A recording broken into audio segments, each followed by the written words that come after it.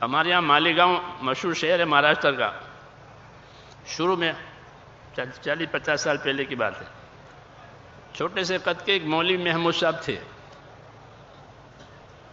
بہت خوش مزاج تھے، شروع کے لوگوں میں سے ہمارا بھی ان سے ملنا جلنا ہوا۔ وہ خوش مزاج تھے، لوگوں کو ہنساتے تھے، کہتے تھے کہ میں نے ایک پیالی چائے میں آدمی کو تبلیغی بنا دیا، ایک ہی پیالی چائے پلائی، ایک پیالی چائے میں وہ کیسے تبلیغ ہوا کہ وہ چائے بھی پی، اب وہ ملکوں میں جا رہا ہے، وہ دنیا میں کام کر رہا ہے، میں نے ایک ہی پیالی چائے پلائی ہے۔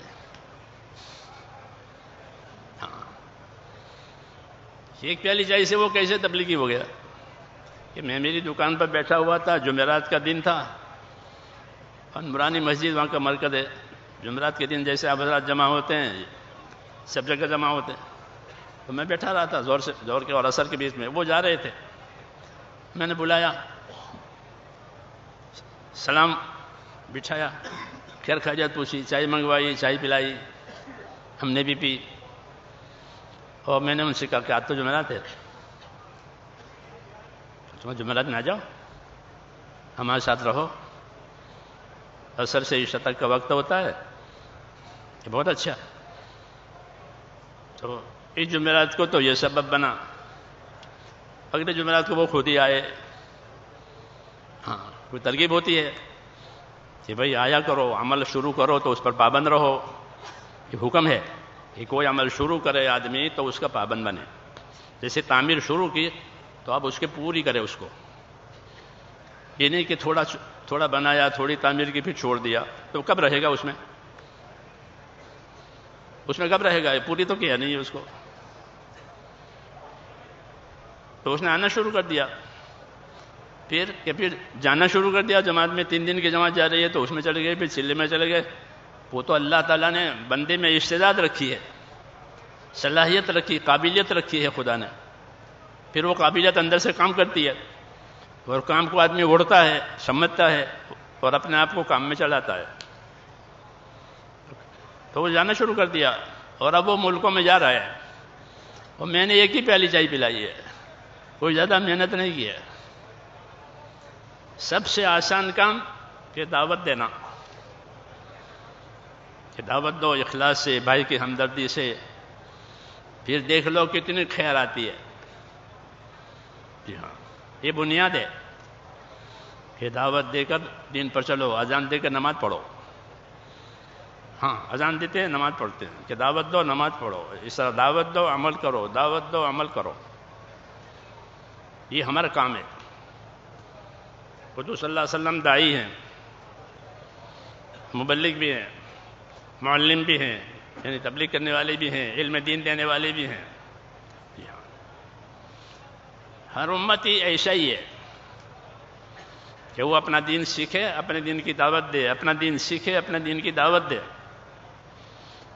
نبیوں کے نقش قدم پر۔ جی ہاں، پھر کہ خیر کے دروازے کھل جائیں گے، خیر بہت ہے۔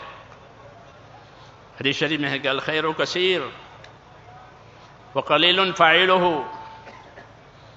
یہ مسئلہ ہے کہ الخیر کثیر، کہ خیر تو بہت ہے لیکن کرنے والے، یا اس خیر کے حاصل کرنے والے تھوڑے، ورنہ خیر کے بہت۔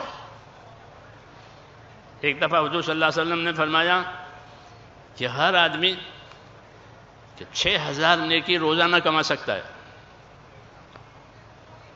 اتنے 6000 نیکی۔ مصیبت یہ ہو گئی کہ ہمارے پاس نیکی کی قدر نہیں ہے، مال کی قدر ہے۔ یہ بھی ایک مصیبت ہے کہ اللہ کے وعدوں کا یقین، اللہ کی بشارتوں سے خوش ہونا یہ نہیں رہا، اس لیے کہ ہم کھوٹ میں ہیں کہ دنیا کو آگے کرتے ہیں، آخرت کو پیچھے کرتے ہیں۔ یہ بیماری لگ گئی ہے کہ دنیا کو تو آگے کیا، دنیا کو پہلے کیا، دنیا کو پہلے سمجھا، اور جب اور کوئی کام نہیں آیا تو پھر آخرت۔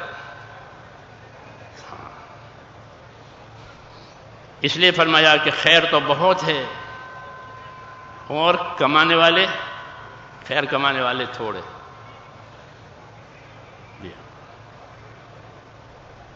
آسان عملوں پر بڑا بڑا انعام ہے. جی ہاں کہ 6,000 نیکی، 6,000 نیکی کیسے کمائے گا؟ تو فرمایا یہ سبحان اللہ، الحمدللہ، اللہ اکبر، یہ 3 کلمے ہیں، اور نمازوں کے بعد پڑھے جاتے ہیں، سونے سے پہلے پڑھے جاتے ہیں. تسبیحات فاطمہ اسے کہتے ہیں. حضور صلی اللہ علیہ وسلم نے فاطمہ کو یہ سکھایا تھا. ایک کلمے پر 10 نیکی ملتی ہے. کہ 100 سبحان اللہ 33 مرتبہ، الحمدللہ 33 مرتبہ، اللہ اکبر 34 مرتبہ، کتنے ہو گئے؟ 100. اور ایک کلمے پر 10 نیکی ملے گی تو کتنا ہو گیا؟ 1,000 نیکی. تو فجر کے بعد پڑھا ہے تو 1,000 نیکی، ظہر کے بعد 1,000، عصر، مغرب، عشاء 5، اور سونے سے پہلے پڑھے تو 1,000، تو 6,000 نیکی ہو گئی.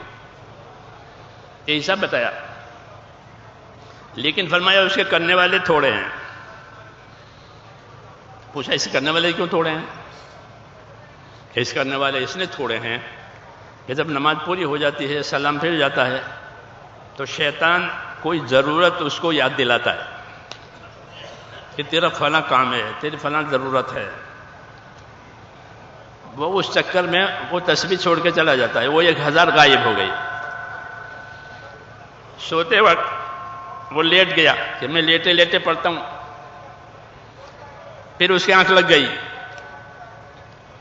اور وہ پورا نہیں ہوا،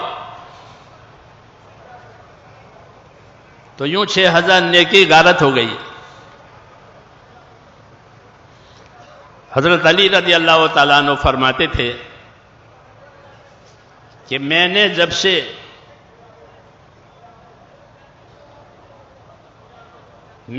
سے یہ حدیث سنی، حضور صلی اللہ علیہ وسلم نے یہ حدیث ہم کو پہنچائی ہے، اس وقت سے یہ تسبیحات کبھی بھی ہماری فوت نہیں ہوئی. سفر میں، حضر میں، مرض میں کبھی بھی یہ فوت نہیں ہوئی. یہ اپنے ساتھیوں سے فرمایا. ایک آدمی نے پوچھا کہ کبھی نہیں فوت ہوئی؟ کہ نہ کبھی نہیں.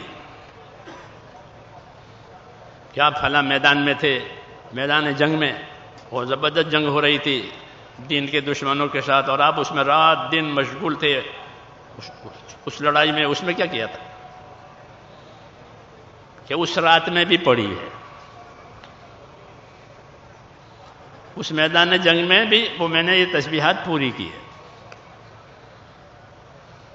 یہی اصل ہے کہ خیر تو بہت ہے، لینے والے تھوڑے.